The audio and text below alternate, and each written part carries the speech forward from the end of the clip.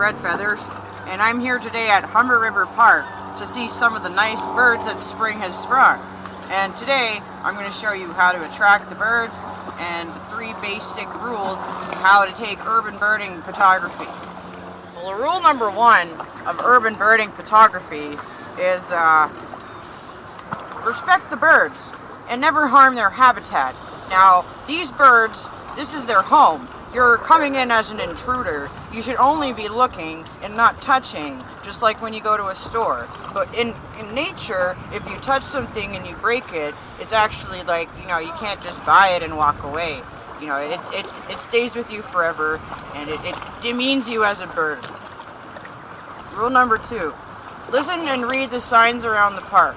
You're never going to want to do something against the law, because if you do something against the law, you can get in trouble, especially in nature, because nature doesn't play games, and karma will come back and get you, like when a bird shits on your car.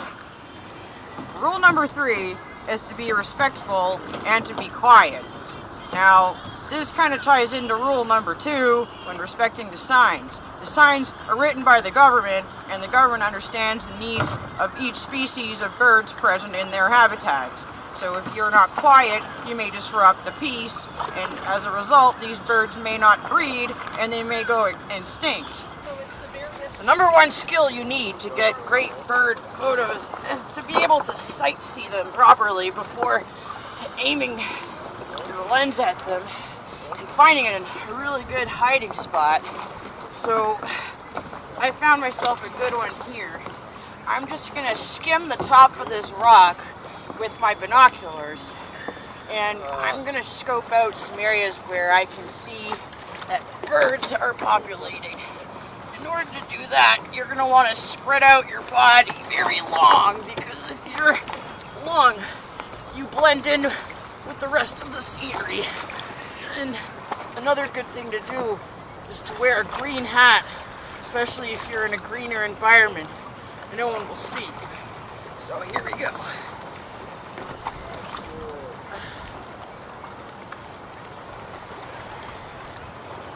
Oh wow. Another thing is you can be really quiet too to make sure that no birds can hear you.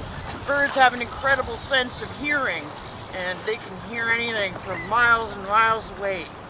So, wow, that is crystal clear. Now, any birder will tell you it's essential to have a top-of-the-line camera with a very big zoom. And the big zoom isn't to compensate for anything, contrary to popular belief. It's to get closer to the birds. So I don't want to hear any silly jokes about big zooms. Alright, so this is my Nikon P90. It's got a lovely screen that you can tilt when you're in situations like I demonstrated previously with the binoculars. The camera also allows you to be able to lay flat, hide from your subjects. So now let's turn it on. And here's another lovely little cap, and this is how long the zoom extends, which is quite compact for something that a birder would carry around. It's actually a great model. It came out back in the early 2000s. So I'm going to demonstrate here how you hold the P90 to get the best photo of a bird. So you sit down like this, similar to what I'm doing here. And you can either use the screen or the viewfinder, and any real photographer will tell you that you always have to use the viewfinder. So I'm going to put my eye up close to the viewfinder, and when I'm ready, I'll take a picture. And I'm going to demonstrate, and I'll show you all these pictures later on to give you some inspiration on how to do your own photos, because I'm not going to be able to really teach you, but if you have any questions, feel free to leave them in the comments. So here I'm finding little canaries. Alright, so moving on to my next camera review, the D5.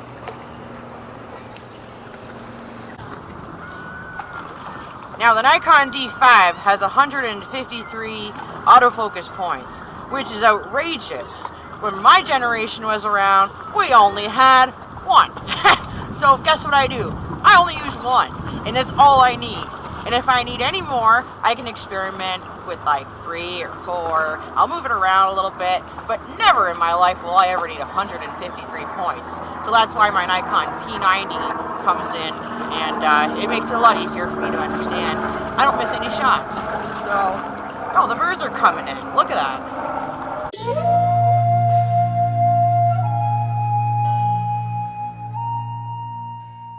So here we got the newest Nikon flagship, the Nikon D5, and the new 70 to 200 2.8 FE, I think.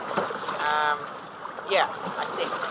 Either way, all I know is there's an E at the end of the name, and that means there's an electronic aperture, which makes it incredibly fast for birders to catch photos in a sequence without any flickering of birds. So here I'm going to take some pictures of an otter.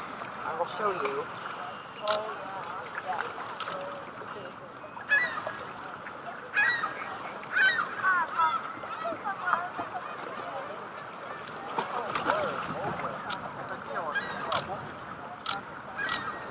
And I'll show you what it sounds like at 12 frames a second.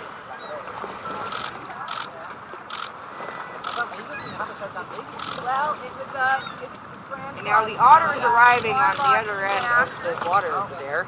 As you can see, he was shaking his fur. At 12 frames per second, you can get that drop of water going here to there, to there, to there, to there, to there. 12 times, you get the pattern. So anyway, this is the Nikon D5, and I'll get some photos of birds in flight for you to see. Even if I crop the image, you don't lose any of the quality.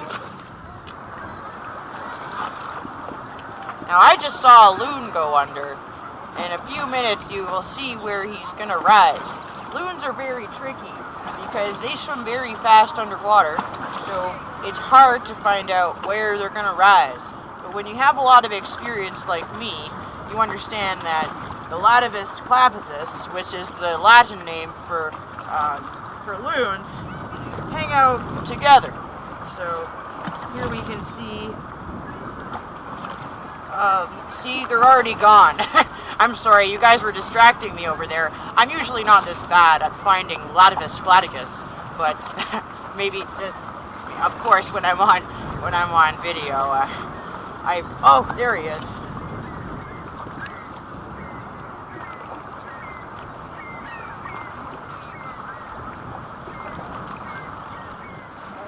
Now I'm going to show you how you feed the North American mallards the healthy way. I'm not talking French fries at McDonald's or anything here, but I'll give you guys a live demo of how I do it. So you grab whatever grain you can find at home. Grab a little handful of it like that. You sniff it to make sure it's fresh. And you throw it nicely, like a little scoop up in the air, and then it kind of does an arc and flies right down. That's the best way to do it. So you just go like... And if you're lucky, you can also feed the fish, which also need some great nutrition, especially in Lake Ontario. So it's not really a good day for the North American mallards, apparently. They must all be at the McDonald's. Spring wouldn't sing if the birds didn't have wings. There is no freedom like the sound of birds chirping. Birds of a feather flock together and crap on your car. Well, those are some of my favorite bird sayings that I share with my friends every year over 1 or 2 beers in a week. I'm not a regular drinker, but when I do drink, I make sure I have a lot of fun and I bring out all of my puns. Anyway, so here we are today at Humber River Park, and we're surrounded by quite a few of the North American mallards, which are my favorite seagulls. If there were more seagulls in the world than humans, it would be a much better place. There'd be much less garbage, much less hate, much less war. So spread the love, feed the seagulls, have a great time. Now another one of my favorite breeds of birds is pigeons. Obviously, living in Toronto, I've bonded with several pigeons over my lifetime. It's too bad they don't live very long, but I love pigeons. Another special bird to me is the Canada goose. Not the coats that you wear and you pay $600 for. I'm talking about the bird, obviously. They are great birds. A lot of people find them aggressive, but yeah, I mean, they are if you don't feed them and treat them like they should be treated. If you're not really nice to them, then don't expect them to treat you nicely either. But my third favorite is the tundra swan, which is found quite often here, but not today. I don't think the weather is ideal for the tundra swan to be out. So, but if I were to choose between a tundra swan bite or a Canada goose bite, I would, in a blink of an eye, choose the tundra swan bite because it is much more majestic to be bit in the face by a tundra swan than by a Canada goose. So I'll leave you with that wisdom, and I don't have any more puns for you.